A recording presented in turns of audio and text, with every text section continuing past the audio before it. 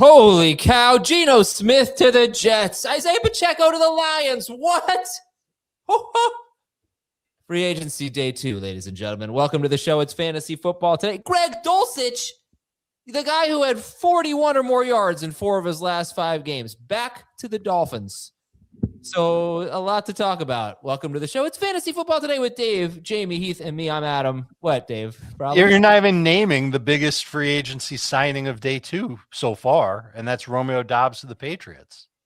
Yeah, I didn't see the guaranteed money, but very similar contract to Wan'Dale Robinson, around 4 years and $80 million. Romeo Doubs to the Patriots. Rico Dowdle, something that happened yesterday, but after we were on the air, Rico Dowdle, 2 years, $12.25 million to the Steelers. So all that talk about Jaylen Warren outperforming Bucky Irving maybe was a little premature. Yeah. Gone. Anyway, let's get Jamey. Do you have a big winner or big loser from not necessarily day 2, but since the last time we spoke?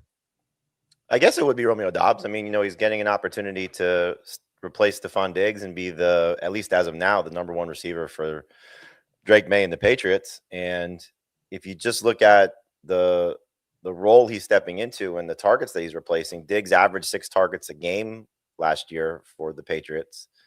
And Romeo Doubs had 8 games last year with at least 6 targets. He averaged over 16 PPR points per game in those 8 games. So there's a huge opportunity for him here to have a career season and hopefully be must-start fantasy wide receiver, but in the conversation in 3 receiver leagues for sure. Dave, how about you? Big winner or loser?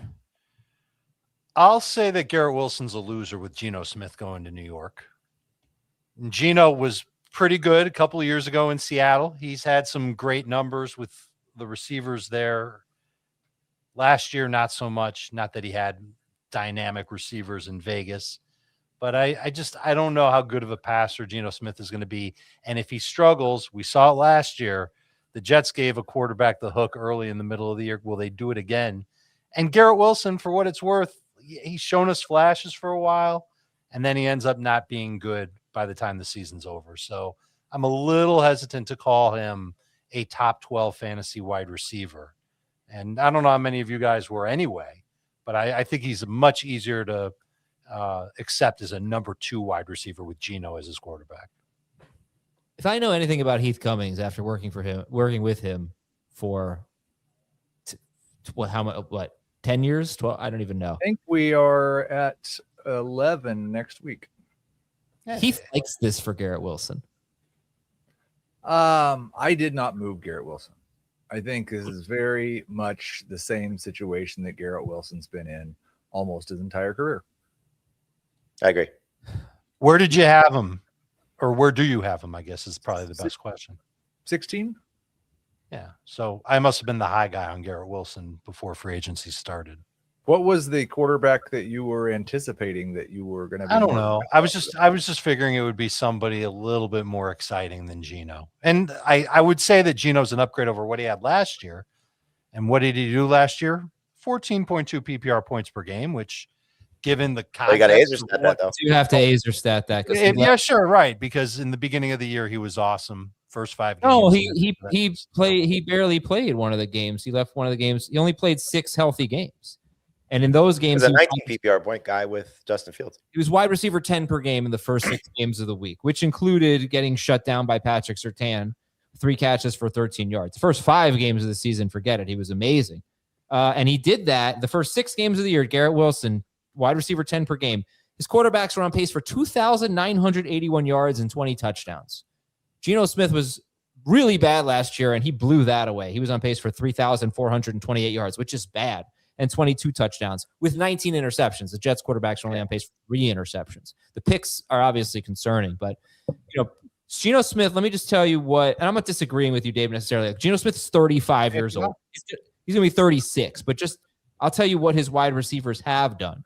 In 2022, Tyler Lockett was wide receiver 16 per game, while DK Metcalf was wide receiver 24 per game. 2023, Metcalf was 23rd per game, Lockett was 41st per game. In 2024, JSN was wide receiver 22 per game, and Metcalf was 32 per game. And last year, Brock Bowers was tight end 4 per game and was on pace for 1,000 yards and 11 touchdowns in 11 healthy games with Geno Smith. What was Trey Tucker? Yeah, Trey Tucker had 696 yards and 5 touchdowns in 17 games, but we've never had a wide receiver finish higher than wide receiver 16 with Geno Smith. However, there were always two guys. It was always either Metcalf and Lockett or JSN and Metcalf. He's not that good, but that production right there is not so bad. In fact, he was top yards per game 3 straight years before last year. Yeah, all the more reason to view Garrett Wilson is more of like the 15th wide receiver amongst the position when you go into your drafts, not a top 12 guy. All right, but you see the difference though, right? Is he doesn't have a Tyler Lockett getting 100 targets, doesn't have a JSN. You know, he's it. I think if Wilson stays healthy, he'll probably end up being good value, assuming his ADP is probably in that round 4 range. All right. Yeah. Okay. Garrett Wilson or Luther Burden? I still have Wilson ahead of Burden. Wilson. Hey, Heath, who's a winner or loser for you? I think Jaylen Warren is a loser.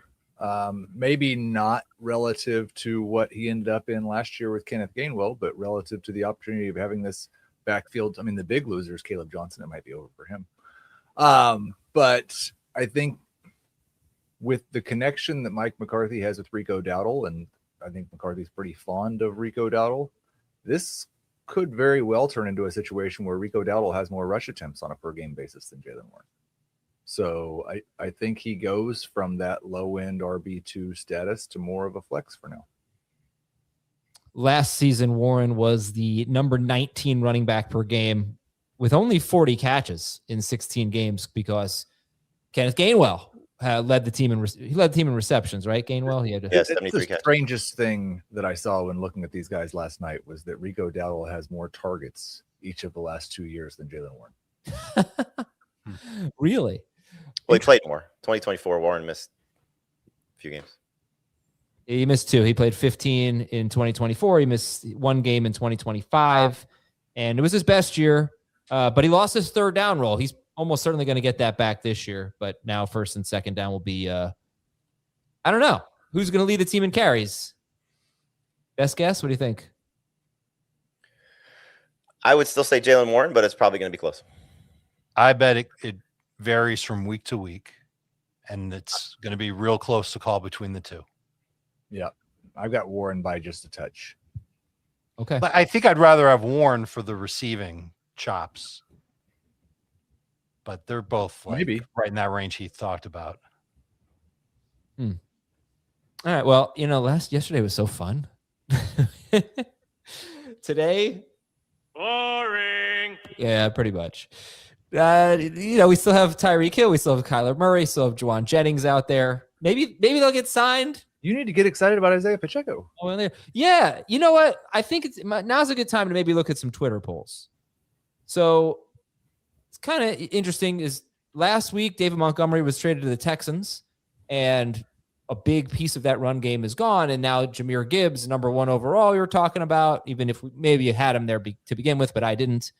Now Tyler Allgeier is gone as well. We didn't talk too much about that yesterday. He's with Arizona. So I did a Twitter poll. Who you taking first? I think it said in full PPR, Bijan Robinson or Jahmyr Gibbs. Now, I did this before the Pacheco signing. I'm going to guess about half these votes, 646 votes, about half of them before the Pacheco signing, half of them after the Pacheco signing, because I looked, there were some 300 something when the news broke. That doesn't mean that everybody knew about it when they voted. But even still, Bijan was crushing Gibbs. He's got 62% of the vote to 38% in PPR. Who are you drafting first, Bijan or Gibbs? And the numbers are really similar. They were within a half a point of each other last year. And you look at Allgeier and Montgomery, and they had fairly similar numbers too. So it's almost like they're losing kind of the same guy.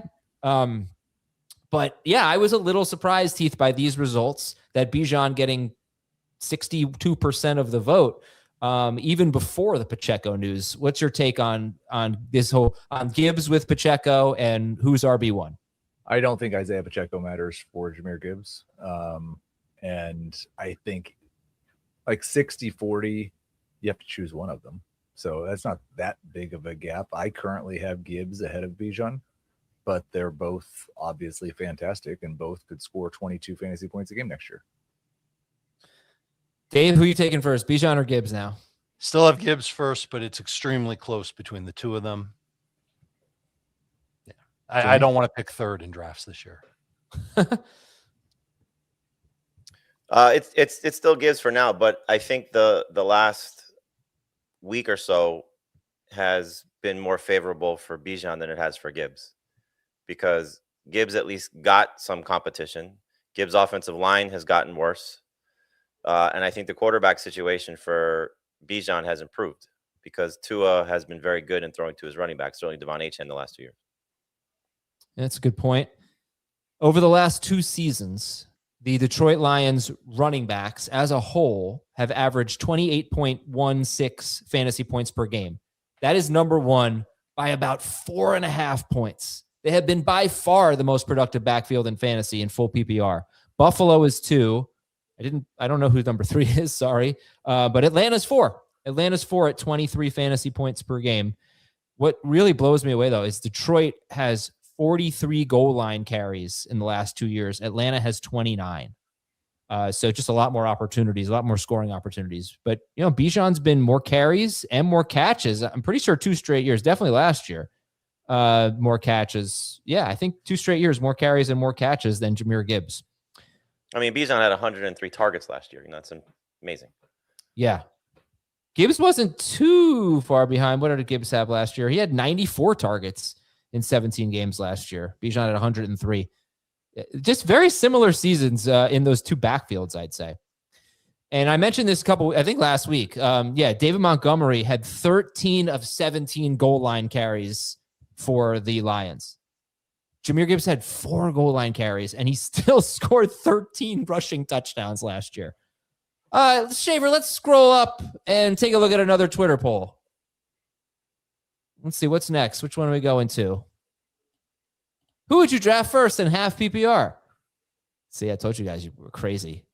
We were talking about full PPR. Oh, who cares? Fine. You know what? You think it's enough? You think it's enough? Yeah, it doesn't matter. I mean, Wandale might catch 40 more passes than Mike Evans. That doesn't really change the poll at all. I would agree with these results that in half PPR, I would also take Mike Evans first. Mike Evans, Wandale Robinson, or Chris Godwin. Evans getting 60% of the vote, followed by Godwin, then Wandale close behind Godwin. But it's such a blowout that I really think if I put full PPR, it would still be Evans. So take that. Might be. People are wrong all the time. How about Godwin over Wandale at half PPR? According to the voters. Your anti-Wandale propaganda has been very successful. Brian Dable wasn't listening to me. I think I have a couple more Twitter polls there. Let's see what else we got. We've got who would you draft first in half PPR? Ken Walker, Javonte Williams, Derrick Henry, or Kyren Williams? Why you do that to Javonte? I looked at some Fantasy Pros like industry rankings, and he was in that group. So I put him there. Ken Walker, Javonte Williams, Derrick Henry, or Kyren Williams, half PPR. It is not even close. Ken Walker with 52% of the vote. Next is Kyren Williams at 22%. Derrick Henry, 19%. Javonte Williams, 7%. Jamey, what do you make of how lopsided that is with Ken Walker like blowing away Kyren Williams and Derrick Henry and Javonte? I mean, it makes sense. He's the shiny new toy going to a great team, so there's a lot to love about, especially what he just did, with the Seahawks in the postseason. So it's not that surprising, especially when you put in Derrick Henry, who people are scared of because of his age, and everybody hates Kyren Williams. And then you just did that to Javonte. It's just disrespectful. What did I do? So not a surprise. I would take Ken Walker over these guys too, but it's a little surprising that it's that much. I got to take a break here, guys. We'll get back to the day's events and more. We'll talk about Rashid Shaheed. I wanted to talk about the Cardinals backfield a little bit more, and and more after this. When you need your sports news all the time, we've got breaking news to bring to you. CBS Sports HQ gives you a snapshot of all the sports that matter to you. When you need your sports in a snap, find it on CBS Sports HQ, streaming free anywhere you are. I had a thought about Isiah Pacheco. Yeah. I thought maybe if he ended up in the right spot, maybe he could be the next Javonte Williams. Guy who maybe looked like he'd be done, but 2 years removed from a serious injury, regained his form. and got an opportunity. Remember how excited people were about Jaden Blue because they didn't take Javonte seriously at all. Mm-hmm. So I thought maybe if Pacheco ended up in the right spot, he could be that. I think the best case scenario now is maybe Gibbs misses a few games and he goes in and plays well and gets a bet. I don't even, is it a 1-year deal? I didn't even see I tried to find the contract. They haven't released the terms yet. Yeah. I don't know what it is, but I don't think he's reviving his I career. think the big difference there is the pedigree between Williams and Pacheco, right? Yeah. Mm-hmm. Well, I mean, you want him to be Javonte Williams. I'd take David Montgomery.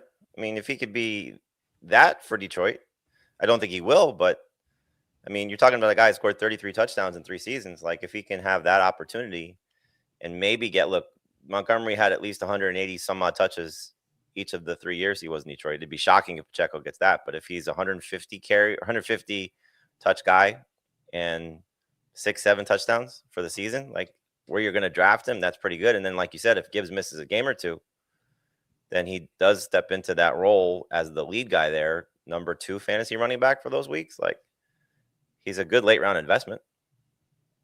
By the way, if you're wondering, is Jahmyr Gibbs just not that good at the goal line? Actually, no, he's amazing. He's had 20 carries. I don't think anybody was wondering that. I wonder if anyone has ever wondered that. Yeah. Well, now you know. 20 carries from the 3-yard or closer. He has scored on 14 of them. I would have to bet that Jahmyr Gibbs is one of the best touchdown percentages from the 3-yard line or closer in the NFL. If there's ever like a Dan Campbell guy, it's Isiah Pacheco. Like, just runs angry. He'll get a lot of 4th down opportunities. He sure does. Okay. I think Montgomery was more of that guy. Sure. Who would you rather draft, David Montgomery or Jaylen Warren? Montgomery. Yes. In all form and full PPR? Especially half and non-PPR. Yeah. Okay. All right. Last Twitter poll. I just wanted to get into the Cardinals backfield. Which Cardinals running back will you draft first? James Conner, Tyler Allgeier, or Trey Benson? I'm glad you did this one. No, you're not. No, I am. Because I'm struggling with Connor versus Allgeier. Well, the people are not. 803 votes, 68.4% preferred Tyler Allgeier, then 22.4% Connor, 9.2% Trey Benson. Ever there was a place for C results on a poll, like someone could very much want to say, I would not draft them at all. And what did they do here? They just say, how can you be in that group and not be able to say who you would take first? I mean, Trey Benson is basically C results because nobody's going to draft him. Trey Benson's their most explosive running back. And there are still Trey Benson truthers out there. Clearly. Easy for him. I wouldn't say I'm a Trey Benson truther. I would just say I'd still like to see what he's capable of. You know, he did a pretty good job in week 4. You know, he scored like 14 points against the Seahawks, and that was it. So he showed he could catch some passes. He scored 10.4 fantasy points on 13 touches against the Seahawks. But he had 5 catches. He didn't really do much, but Can we play my game now? yeah, sure. Okay, this is going to be a fun game. I want to thank Sam Block for putting this on Twitter. So don't look at Twitter. He counts 1, 2, 3, 4, 5, 6, 7, 8, 9, about 20 quarterbacks that have started for the Jets since Geno Smith started for the Jets. Okay. So these are all the sandwich quarterbacks between Geno Smith and Geno Smith. Sandwich. Let's go Adam, Jamey, Dave. Name one. First one that can't is out. Oh, me first? Justin Fields. Justin Fields. Good. Sam Darnold. Yep. Terod Taylor. Oh, Correct. I was going to say him. I'm just stealing your move. Oh, Tim Boyle. Tim Boyle's correct. Brady Cook. Brady Cook is correct. Joe Flacco. Joe Flacco is Dave's correct. cheating. No, I'm not. I'm Stop really not. cheating. I'm struggling. Oh, Zach Wilson. Zach Wilson is correct. Josh Johnson. Is that correct, Heath? Josh Johnson? Okay. I think now I'm struggling. come out.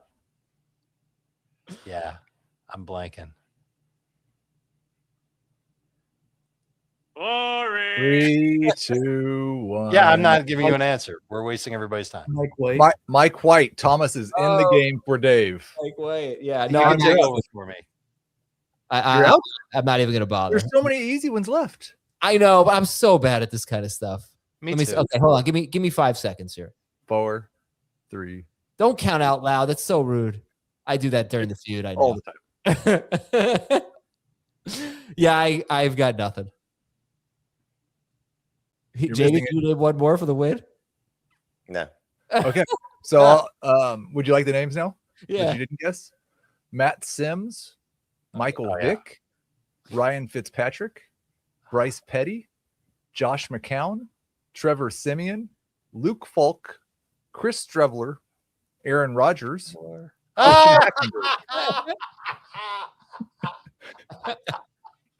Christian Hackenberg. So I think that's just a fun game. And also my pushback against Dave saying that Geno Smith is a downgrade for Garrett Wilson. Fair point. I get it. It's been really bad. But the thing about, like, I guess I haven't looked. Let's look right now. Garrett Wilson's yards per target in his 4 seasons. No, it wasn't even that good. So how was he so good last year? He had He had over 9 targets per game. You can He start has that there. every year of his career. Was it the That touchdown? high? It must have been the touchdowns. He had 4 and 7 games. He's had 4 and 17, 3 and 17, 7 and 17, and 4 and 7. I get, is that and 2024 was by far his highest catch rate, which catch rate factors into yards per target. Probably better catch rate because he was playing with Aaron Rodgers. Yeah. But yeah, I'm just, with Garrett Wilson, he had 147, 168, and 154 targets every year of his career, and he had never really been that good for fantasy. And he finally was this past year with 4 touchdowns, really in 6 games. Like I said, I mean, the 7th game he barely played. 4 touchdowns in 6 games will do it for you. Okay, let's talk about Romeo Doubs. Give me a round, Jamey, where you draft Romeo Doubs. Very similar in the same range we were talking about Wanda Robinson yesterday. You're looking at, again, big opportunity right now. So round 7 is probably where I would look for him. Diggs was just over 14 PPR points per game last year. I think Doubs can get there. That'd be a career high for him, but I think he can get there. So hopefully we get a career season for him. And it's all contingent on the Patriots not doing anything else. Because if they don't do anything else, his competition for targets is Matt Collins and Kayshon Boutte and Kyle Williams right now. So I think Doubs can step into that role. And again, last year, 8 games with at least 6 targets. He averaged over 16 PPR points per game in that stretch. So I think he's got a lot more to offer than what he's shown in Green Bay so far. I've got him 1 spot behind Wandale, so I agree completely with Wright in the same range. Dave? I got him a tier below. And it's not because of talent. I think he's very talented. It was fun to actually go back and watch some of his reps from last year. Remember, what's the biggest problem that we have with the Packers offense? They spread the ball around so much. I think that'll still be the case to a degree in New England. Keep in mind, Stephon Diggs led that team in targets last year. He had 100 targets over the course of the year. Don't ask me if he played all 17 games. I don't know off the top of my head. He did. So there's no guarantee that Doubs is going to be in line for 7+ targets per game, but somewhere between, if he's north of 6, I think that's a career high for him. I think he was right around like 5.5 pretty much every year in Green Bay. So I'd be willing to give him another full target per game, and that'll obviously puff up his numbers, but I still think we can do a little bit better than that in that round 7 range than Romeo Doubs. So I'd probably take him in round 8. What do you make of the fact that this may not matter at all, but Stephon Diggs was their slot guy, and Romeo Doubs has about a 12% slot rate. He basically never plays in the slot. So, yeah, Dave, what do you think that looks like for the Patriots? I don't think they're going to wedge him in anywhere. I think the nice thing about Doubs is he can win at all 3 levels, and he's a smooth route runner. He's got very good hands. He's got great quickness, and he's versatile. He can line up inside or outside. I would guess they would keep him outside more often than inside. Okay. It's a matter of, like, was this somebody that they made a conscious effort to target to go get, or was this who they settled for because A.J. Brown and Brian Thomas weren't going to be traded? And they couldn't get Alec Pierce because his price was too high and the Colts weren't going to let him go. So who's a bigger winner today? Christian Watson or Romeo Doubs? I guess would Watson. draft Watson ahead of Doubs if that's what you're asking. Yeah. I would too. It's close though. But I wasn't. I didn't really move Watson because I wasn't expecting Doubs to be back. Right. Yeah. It's actually, if you look at Dobbs' season, he when Watson came back, he got a lot fewer targets. He was on pace for about 80 targets when Watson was playing. All right, let me throw out the wide receivers who went in round 7 in our latest draft. And you tell me, would you take Romeo Doubs or this guy? Now, remember, this was before the DJ Moore trade. So first guy is Rome Odunze. Odunze. Yes. Jacoby Myers or Romeo Doubs? Jacoby. Doubs. I have Myers just ahead of Doubs. That's assuming Brian Thomas is still on the team. Correct. Yeah, a report today that they are not looking to trade Brian Thomas, even though there was a report yesterday that they might be looking to trade Brian Yeah, Thomas. that's called somebody from the team reaching out to Schefter and saying, hey, can you say this, please? Michael Wilson or Romeo Doubs? Doubs. I kind of I like have Wilson. Doubs. What'd you say, Heath? Doubs. Dave? I kind of like Wilson. Like Wilson. All right. And Tyreek Hill. TBD. Yeah. All right. That's it. Then there's actually Mike Evans. Mike Evans and Alec Pierce. With Way Romeo ahead of Doubs. Doubs. Just before Doubs. Pierce, Doubs, Evans. Okay. Rashid Shaheed. This is a Way lot of money. behind. Yeah. But, look, he's shown he's better than what he was with Seattle. I mean, he mid-season trade did basically nothing other than great in the return game. They gave him 3 years, $51 million with $34.7 million guaranteed. Jamey, what do you think about Shaheed back to the Seahawks? I don't love it, but I understand why they did it. I mean, they obviously gave up draft capital to go get him, and he was a big part of their overall team success. He's a difference maker in special teams, so that's huge, for what he was able to accomplish for them and hopefully still be able to accomplish. He's obviously not the best receiver that I think will fit this system, but he certainly can stretch the field and make plays. I hate it because I wanted to see Torrey Horton get a opportunity, which may not come now, barring a potential Cooper Kupp injury or Shaheed injury, but feels like that's going to be their 3 receivers to open the season behind JSN. And so Torrey Horton may not get a chance to, get more playing time or more targets, but I understand the move from the Seahawks standpoint. He's just not going to be a great fantasy asset going into the season, barring some significant change. Either he didn't pick up the system quickly enough and they didn't use him on offense to the degree that maybe the Saints did, or at least have in the past. But I just don't think that Rashid Shaheed is going to be as good of a fantasy asset as he was in New Orleans, per se, the last 2 years. Anyone have any thoughts on Shaheed? We can move on. I think it's great for the Seahawks, and unless you're in a return yardage league, I don't really care for fantasy. Not a top 50 wide receiver. I don't think you should be in a return yardage league. I love return yardage leagues. Got a couple of them. Wait, I had a new idea for a fantasy playoff format. It was really great, but I don't think I How remember. timely. Day 2, man. Boring. Just like not much to talk about. He really wanted to talk about Greg Dulcich to the Dolphins. Very exciting.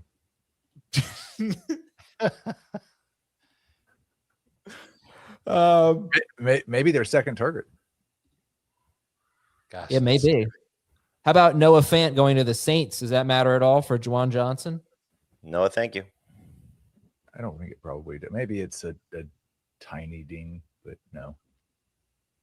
Was Arizona Juwan Johnson drafted in our early mocks? Let's see. Johnson. No, but Caleb was. No, there's another free agent out there. Dallas Goedert. Still waiting for him to get signed. He's good. And Zach Ertz. Yeah. He's too old. And he's hurt. He's coming off of an injury. Let's see. We got Tyquan Thornton back to the Chiefs. We got Kendrick Bourne to Arizona. The Texans have made some moves on their offensive line because not before free agency started, they had traded Juice Scruggs. They had traded Titus Howard, but they signed Ed Ingram. They re-signed Ed Ingram. They re-signed Trent Brown, or their tackle. And today they got Braden Smith, Colts right tackle, 2-year, $25 million deal. So that's good. I don't know if we talked about the Patriots getting Elijah Vera Tucker, but that could be That happened last night, so we wouldn't have talked about it. Yeah, that's what I thought. That could potentially be pretty impactful. He's good when he's healthy. It's a great gamble. He's fantastic when he's healthy. He just has not stayed healthy his entire career. Okay. One of my favorite signings was for the Giants was Jermaine, their right tackle, Jermaine Illuminor, 3-year, $39 million with $26 million guaranteed for a good starting right tackle. That was a hell of a deal. And that's been most of it. Really hasn't been that much this cycle, but hopefully we'll have more headlines for you tomorrow. All right. Good show, guys. Free agency kicks off tomorrow. What? Officially. Oh, right. All these things. Sign Maybe deal. we'll talk about it all again then. Maybe somebody will back out. Ooh, that'd be fun. Happened before. Who would back out? Let's see. Most likely to back out. It has to be from yesterday. It's Cordell Flott. I want to go back to naming Jets quarterbacks. Can't believe you guys missed Aaron Rodgers. That's the silliest thing. All right, have a great day, everybody. Honestly, I don't know that we will definitely have a show tomorrow, but whenever I'd say Kyler, Tyreek, maybe Goddard, Juwan Jennings, whenever these guys do end up signing or, reportedly signing, Diggs, have a show. Diggs, yes. You know what? We're going to stop the world for Stephon Diggs. We're going to do a podcast. I don't know if we're going to stop the world, but I think we'll do a podcast for him. Yeah. All right. Thanks, everybody. Najee Harris. Talk to you. Yeah, sure. Talk to you next time on Fantasy Football Today.